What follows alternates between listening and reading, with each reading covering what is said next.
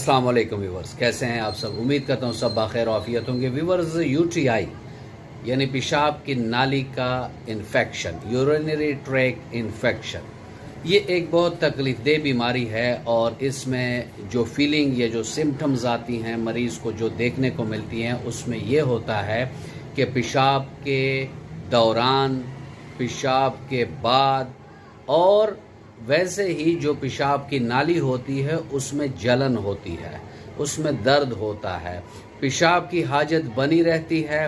पेशाब बाज़ औक़ात उसकी धार बहुत कमज़ोर होती है और बाज़ औक़ात वो कतरा कतरा टपकता है। तो ऐसे में होम्योपैथिक की नंबर 1 मेडिसिन जो है उसका नाम है कैंथ्रस 30। अगर 2-2 कतरे सुबह, दोपहर, शाम मरीज़ को दी जाएं तो उसका यूटीआई भी ट्रीट हो जाएगा और पहले ही रोज़ उसके पेशाब की जलन जो है वो ख़त्म हो जाएगी।